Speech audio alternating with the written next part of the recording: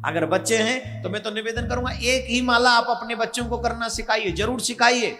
मंत्र या तो जो लोग मंत्र आप जपते हो वो अपने बच्चों को दे दो। आप जो भी मंत्र आपको मिला है आपके गुरु जी से वही मंत्र दे दो अपने बच्चों को। अगर ना हो तो ओम नमो भगवते वासुदेवाय इसी मंत्र की माला एक करवाया करो अपने बच्चे से। देखना भारत में पुनः सतयुग आएगा।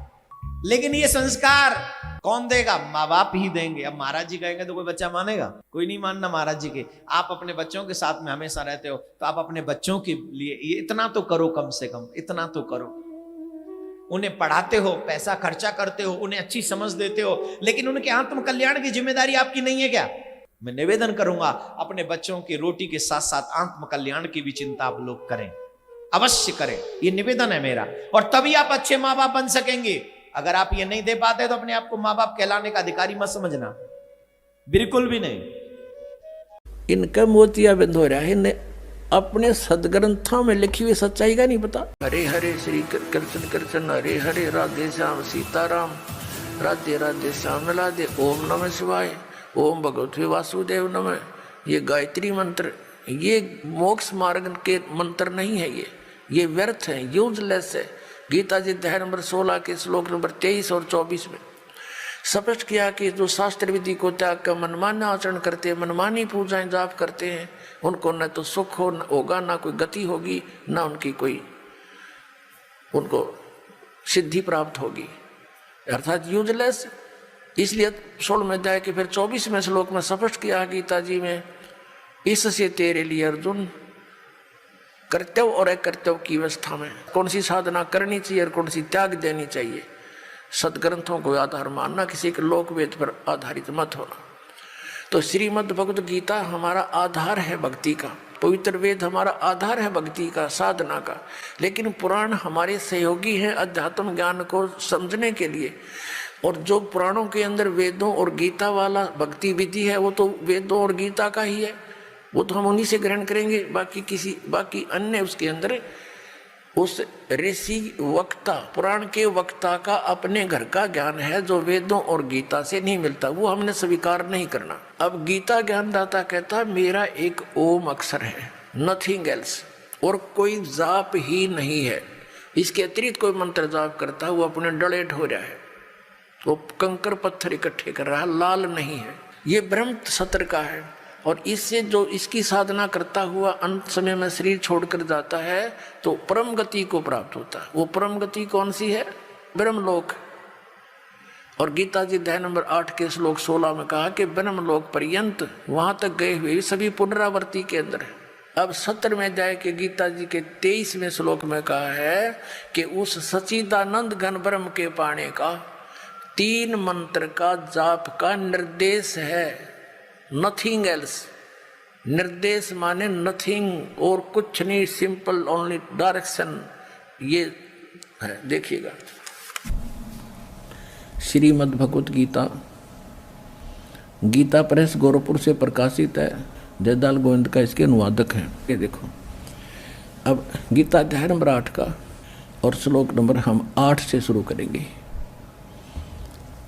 परमं पुरुषम दिव्यम अभ्यास योग युक्तेन चेतसा न अन्य गामिना।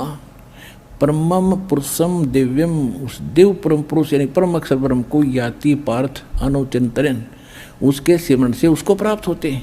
इनका अनुवाद भी बहुत कुछ ठीक है। 8वें अध्याय का 8वां श्लोक, हे पार्थ यह नियम है परमेश्वर के, गीता ज्ञानदाता से अन्य है वो, अध्ययन नहीं, अभ्यास योग युक्तेन, यानी जो मंत्र वो तत्वदर्शी संत देगा 3 नाम का, ओम तत् सत। ओम तो सीधा ही सरपुरुष ब्रह्म का है, तत् और सत ये सांकेतिक है।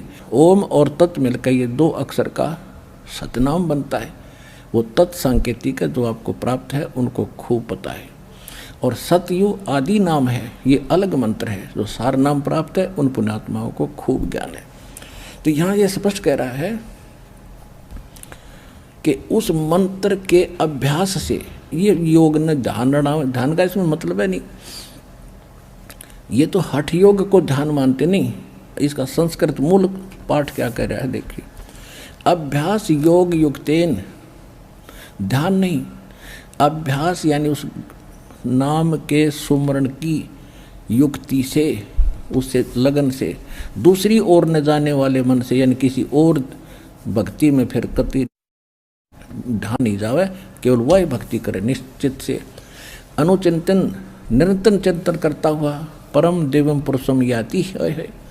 परम पुरुष, परम दिव्य पुरुष यानी उस परम दिव्य परमेश्वर को प्राप्त होता है। गीता ज्ञान दाता से अन्य है वो परम अक्षर ब्रह्म, और वो सच्चिदानंद घन ब्रह्म जिसका 3 मंत्र का जाप है, उसको प्राप्ति कर, उसकी शरण में जाने को गीता ज्ञान दाता कह रहा है। अब आगे देखो 8वें अध्याय का 9वां श्लोक हम फिर पढ़ेंगे। 8वां तो पढ़ लिया, 9वें फिर इसमें परमात्मा का नाम भी लिखा है, लेकिन ये विषय अलग हो जाएगा, अब यहाँ करेंगे।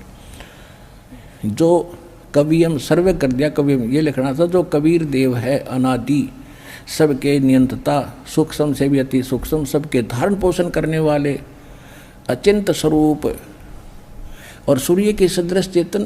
अब देखो हे निराकार बताओ भगवान ने, और इसमें लिखा को तो सूर्य जैसा है, सूर्य का निराकार है, तो ऐसे परमात्मा सौ प्रकाशित उसका शरीर सूर्य के सदृश नित्य चेतन प्रकाश, अविद्या से अति परे, सच्चिदानंद घन परमेश्वर का जो श्रवण करता है। 9वां हो लिया, 10वां पढ़ेंगे। वह भक्ति युक्त पुरुष यानी उस परमात्मा की भक्ति करने वाला, योग बल से यानी भक्ति की साधना के बल से, उसकी शक्ति से भ्रकुटी में के मध्यम में प्राणों को अच्छी प्रकार स्थापित करके फिर निश्चल मन से श्रवण करता हुआ उस तत्तम या उस अज्ञान अंधकार में छपे हुए उस परमात्मा के दिव्यम परमम पुरुषम, परम अक्षर ब्रह्म को, उस देव परम पुरुष को गीता ज्ञान दाता से अन्य को ही प्राप्त होता है। आ गया समझ में? अब ये किसके शरण में जाने को कह रहा गीता ज्ञान दाता? कि उस परम अक्षर ब्रह्म की शरण में जा। और वो परम अक्षर ब्रह्म कौन है? अनंत कोट ब्रह्मांड का एक रति नहीं भारे, सतगुरु पुरुष कबीर हैं ये कुल के सृजनहारे। वो कौन कबीर? हम सुल्तानी नानक तारे, दादू को उपदेश दिया, जात दुलाहा भेद न पाया, वो कैसी मोहे कबीर हुआ। He is God, Kabir is the weaver name of God. वो कबीर दुलाहा है उस परमात्मा का नाम।